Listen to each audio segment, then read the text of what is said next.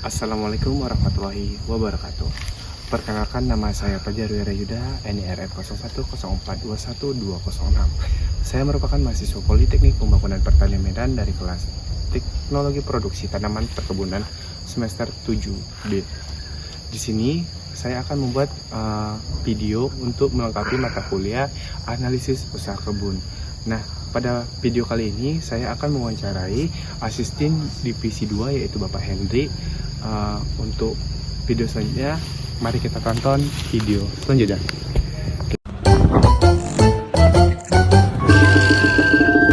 Assalamualaikum warahmatullahi wabarakatuh. Di sini kami akan menyelesaikan tugas dari mata kuliah analisis usaha kebun. Di sini kami sudah berada di divisi 2 dan juga bersama Bapak asisten divisi 2 yaitu Bapak Hendri. Di sini kami akan mewawancarai mengenai beberapa output yang udah kami rangkum yang mau kami selesaikan pada mata kuliah itu. Kami terdapat ada 5 orang. Yang pertama ada Shalom Mikhail Tapea, ada Ishan Rosid, saya sendiri Fajar Wirayuda, ada juga Ija Kristanta dan juga Tamara. Baik, untuk mempersingkat waktu, kita masuki ke sesi wawancara yang akan dimulai oleh dari Saudara Shalom. Oke Pak, jadi pertanyaan dari saya itu mengenai peran dan tanggung jawab seorang asisten kebun. Jadi Bapak selaku asisten kebun, ingin sekali kami mendengar experience Bapak atau pengalaman Bapak. Yang pertama itu, sebenarnya Pak, apa sih Pak tugas utama seorang asisten kebun itu dalam mengoperasionalkan perkebunan kelapa sawit ini Pak? Tugas utama seorang asisten kebun ataupun asisten divisi ini misalnya melancarkan kegiatan yang ada di kebun ataupun kegiatan yang ada di divisi masing-masing yang dibawahi oleh asisten masing-masing agar proses pekerjaan tersebut berjalan sesuai dengan SOP dan ketentuan yang berlaku di perusahaan tersebut. Kemudian Pak, dalam hal tersebut kan Pak, dengan siapa sih Bapak itu biasanya berkoordinasi dalam menetapkan kebijakan-kebijakan di perkebunan ini Pak? Kalau untuk menetapkan kebijakan-kebijakan perkebunan kita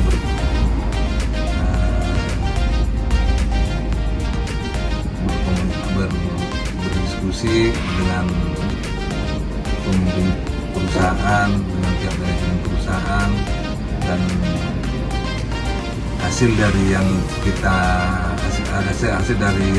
diskusikan tersebut kemudian kita sosialisasikan ke mandor ataupun kepala bagian masing-masing pekerjaan agar dapat diterapkan pekerjaan tersebut di lapangan dengan benar-benar. Izin Pak, ada pun pertanyaan lanjutan dari saya Pak. Izin bertanya Pak, jadi yaitu untuk di perumusan kebijakan Pak, khususnya di kebun. Jadi pertanyaan saya, bagaimana proses penyusunan kebijakan operasional di kebun?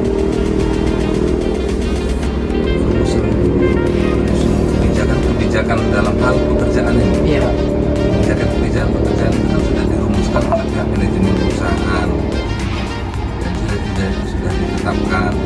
Jadi kita selaku pelaksana tugas di lapangan harus dapat merealisasikannya di lapangan kebijakan-kebijakan tersebut. Tugas seorang asisten itu merealisasikan kebijakan-kebijakan yang sudah ditetapkan manajemen. Dan lagi Pak, untuk dari kebijakan operasional tadi Pak, itu biasanya seberapa sering dievaluasi Pak dan direvisi gitu? Analisa pekerjaan, hasil pekerjaan itu biasanya rutinitas Pak. Setiap akhir bulan kita ada evaluasi pekerjaan yang dikerjakan bulan lalu, evaluasi bulan depan. Setiap di awal bulan itu evaluasi pekerjaan bulan lalu, ada evaluasi pekerjaan. Di rutin ya Pak. Dan revisi pekerjaan, revisi kebijakan itu ya tidak ada kecuali penambahan ada pekerjaan-pekerjaan baru yang kita temukan, nanti dibuatkanlah kebijakan-kebijakan ataupun norma-norma pekerjaan oleh pihak manajemen itu kita buat. Namun kalau perubahan saya ingatnya sebenarnya tidak ada perubahan karena pekerjaan kan itu nggak mungkin misalnya norma yang ada dirubah gitu. Kalaupun ada itu tergantung istilahnya urgent lah. Nggak semua pekerjaan itu berubah-ubah yang namanya norma dan kebijakan itu. Kalau dari saya ini di bagian pengambilan keputusan operasional sih Pak. Ya kan di sini kan posisi Bapak kan sebagai pimpinan pasti punya bawahan itu kan. Jadi yang mau saya tanyakan ini bagaimana pendekatan Bapak ke bawahan itu supaya tetap enak mengatur, tetap bisa diatur gitu kan Pak. Mungkin dari saya itu Pak. Kalau upaya untuk menjelaskannya itu kita namanya, kita kan ada hubungan manusia dengan manusia.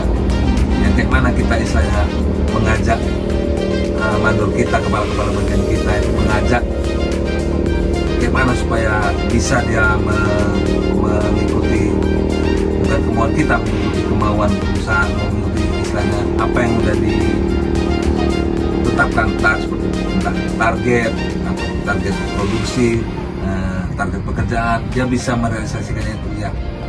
Kita harus ada pendekatan, kita harus ajak dia, kita harus motivasi dia, kita kasih dia motivasi, kita kasih dia arahan agar dapat melaksanakan dan mencapai target ataupun menyelesaikan pekerjaan yang menjadi tanggung jawab kita itu tadi. Bukan hanya sekedar kita instruksi, tahap pertama yang kita arahkan, kita beri dia pengarahan,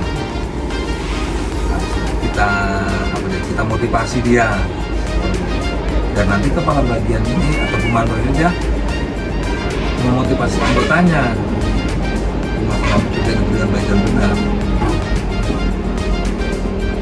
Kalau memprioritaskan pekerjaan Pak, contoh kan sebelumnya kan Bapak ini punya udah ada rencana anggaran kerja bulanan, tahunan gitu Pak.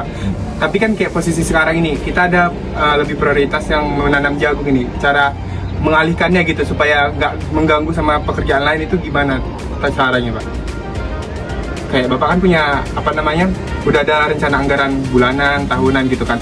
Kan ini kayak terhambat sih Pak sama program dari pemerintah gitu kan. Kalau terhambatnya enggak lah, kita kan ada target. Ini kita nanam jagung. Nanam jagung ini kita harus punya, kita mau berapa hari kita selesaikan. Nah, mungkin sebagian tenaga kerja kan terserap ke tanam jagung ini yang mungkin nggak ada di anggaran, nggak ada di rapnya ya kan, tahu-tahu disuruh buat seperti ini. Kita ada targetnya, sekian hari harus selesai, dan pekerjaan-pekerjaan lain itu kan nggak harus terkendala beberapa hari tak dikerjakan, setelah itu dilanjutkan kembali. Tapi ya setiap seksinya itu kalau bisa siap di setiap bulannya, siap di setiap bulannya itu bukan harus tertunda gara-gara ini, gara-gara ada nanti tertunda. Semuanya ada sebuah piringan seksi bulan Februari ini di blok 12 tidak bisa tertunda gara-gara enggak, dia hanya tertunda beberapa hari, habis itu dilanjutkan kembali dan kita upayakan selesai di setiap bulannya. Sebulan itu berarti sesuai dengan RAB yang Bapak buat kemarin ya Pak ya? Jangan ini jadikan alasan ada nanam ini nggak ada di anggaran, enggak seperti itu Pak. Tertunda bisa beberapa hari, namun selesai juga di akhir bulan itu selesai upayakan. Tapi untuk penambahan HK itu ada lagi nggak Pak? Kalau penambahan tenaga kerja nggak ada, tapi penambahan HK pasti ada. HK nanam jagung. Iya. Tapi kalau penambahan tenaga ini kan sifatnya insidentil. Iya, kalau kita tambah tenaga, mungkin 3 hari 1 minggu nanam jagung selesai, kita tambah tenaga. Setelah itu kita berhentikan, enggak kan? Kita memanfaatkan tenaga yang sudah ada itu kan, hanya memanfaatkan tenaga yang sudah ada. Ini tetap terjalan juga Pak. Iya. Meskipun berjalan, kebijakan tambahan tadi tetap jalan. Terus Pak, saya kan beberapa kali kan Pak magang juga kan Pak. Nah, sepengetahuan saya, biasanya kebun-kebun itu Pak berusaha gimana caranya supaya produktivitas itu berproduksi tinggi.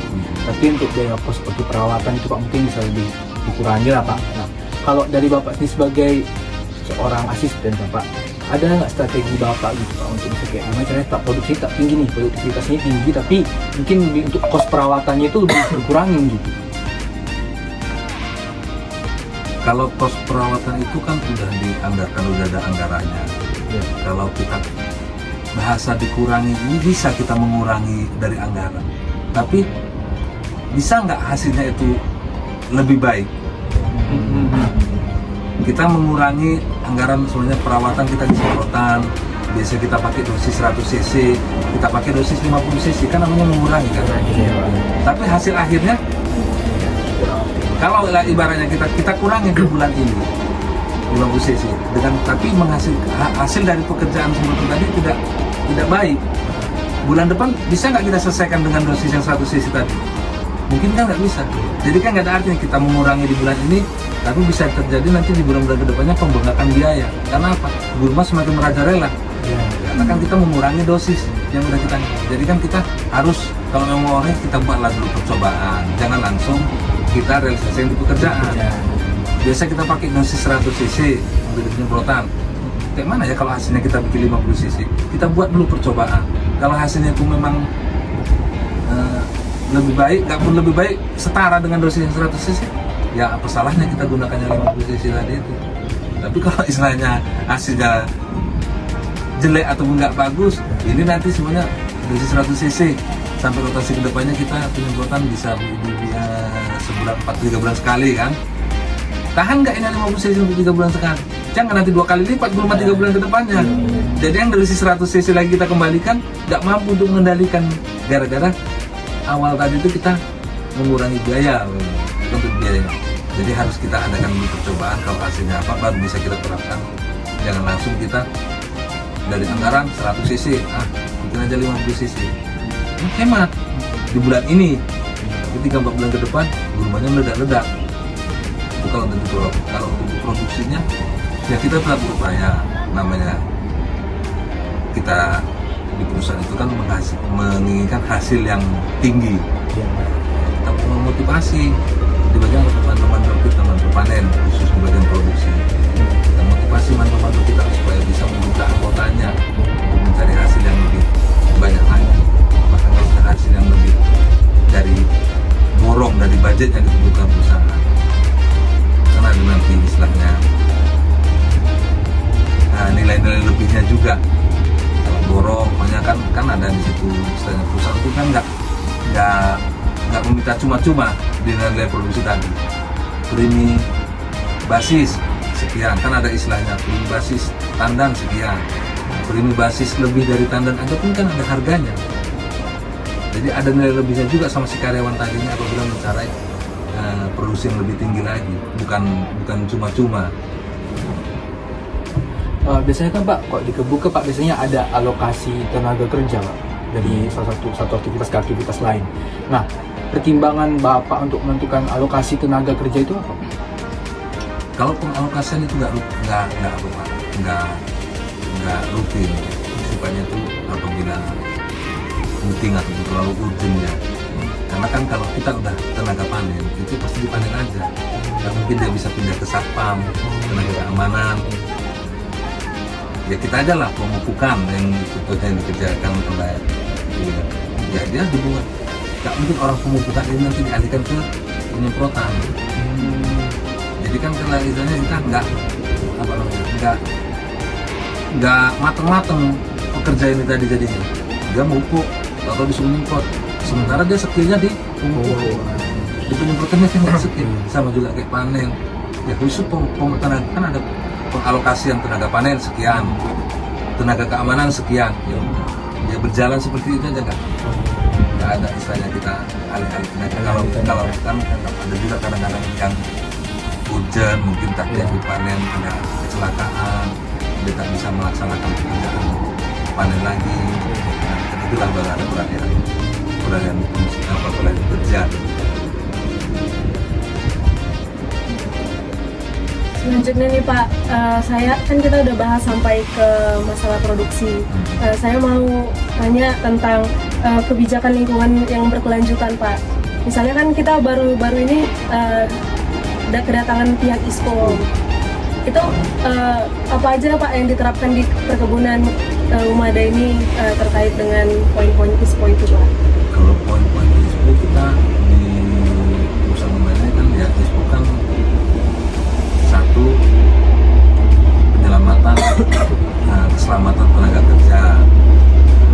Kita kan istilahnya ya kita sarankan sama tenaga kerja kita ini jangan hanya audit ISPO aja datang menggunakan APD ya setelah itu ya udah, kan apa salahnya kita gunakan terus ini perlengkapan APD kita kan untuk bukan karena audit ISPO, untuk keselamatan diri sendiri kita menggunakan APD ini kan. Yang kita jaga kan keselamatan diri sendiri. Jadi kita kasih karyawan itu tadi pemahaman, jangan takut hanya karena ada audit data, tapi takut sama kalau terjadi apa-apa sama badan kita. Kita pakai helm kan berarti kepala kita, bukan kepala kawan kita yang kita lindungi, yang kita jaga, kepala kita sendiri. APD ISPO-nya, APD sama ini kita penempatan limbah B3, kebersihan, kan kita diajarkan supaya hidup rapi, hidup bersih. Grand Perhubungan kan kita menggunakan banyak bahan-bahan kimia kan. Kalau kita nggak itu, kalau mungkin nggak ada ISPO dan apa, mungkin bisa jadi peletakan barang-barang tersebut kan sembarangan karena kita nggak ini. Jadi tertata rapi semua susunan kan bisa. Ada ditengokkan ada gudang limbah B3, ada kita jadi satu kumpul, jadi nggak terkesan berserak. Dan itu harus kita terapkan ke depannya seperti itu seterusnya, bukan hanya sebatas ada audit. Harus seperti itu. Satu lagi untuk alam, daerah-daerah aliran sungai seperti Das kan ada 25 meter sama 50 meter kan konservasi kan nggak kita ganggu, katanya habitat aslinya nggak kita ganggu.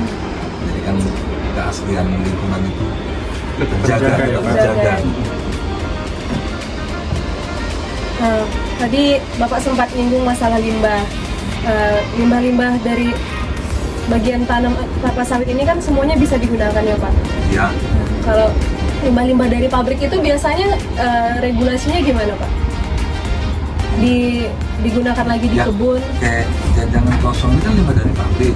Di MB ini kan kita gunakan di lapangan. Solid limbah dari pabrik kita digunakan di lapangan. Kalau misalnya limbah-limbah cairnya kan udah kita tampung juga di lapangan kita kita kan punya lead application. Jadi kan nggak ada limbah itu yang keluar yang berserak kalau limbah cair kita alirkan ke sungai kan nggak, kita alirkan di lead application di area kebun kita sendiri. Dan itu juga kan ada nilai positifnya untuk kesuburan tanah di area kita juga tadi. Jadi nggak ada keluar kebun limbah-limbah samping ini. Jadi limbah yang dari tanaman itu balik ke tanaman itu lagi ya Pak? Balik untuk ke tanaman itu sendiri lagi. Ya kan kedua bilang kan, kita seratkan di piringan, solid kita seratkan di piringan. Nanti kalau yang ada limbah cairnya kita ada lead application yang dibuat di lapangan itu di gawang mati. Pak, ini ada beberapa pertanyaan mulai dari awal penyerapan kebijakan sampai bahkan pengolahan limbah juga ada kita bahas ya Pak. Jadi ada satu pertanyaan ini Pak, apa sih tantangan terbesar Bapak dalam mengambil keputusan sebagai asisten kebun itu? Tantangan yang paling besar selama Bapak pernah menjadi asisten kebun di sini Pak? Kalau selama kerja, kalau kita sepertinya nggak pernah mengalami tantangan besar karena kita kerja kan berdasarkan koridor, berdasarkan misalnya kalau keputusan membuat satu keputusan itu kan ya kita lihat keputusan apa yang kita buat, entah keputusan membuat satu keputusan contohnya ada karyawan bermasalah lah ya kan semua itu udah ada undang-undangnya. Jadi nggak ada istilahnya beban kita melepaskan keputusan tadi. Ya kita tinggal menilai apabila karyawan itu bermasalah, kita pilih kesalahan dia. Kalau memang pantas dia itu istilahnya untuk ibaratnya di PHK lah kan, apabila terlampau berat kesalahannya seperti istilahnya tak menggelapkan aset perusahaan kan itu dan apa? Kan ada sudah diatur undang-undang. Ya kita tinggal menerapkan undang-undang yang berlaku itu tadi. Jadi seperti kayak kalau kata beban itu sebenarnya nggak ada kalau memang kita udah diatur semua.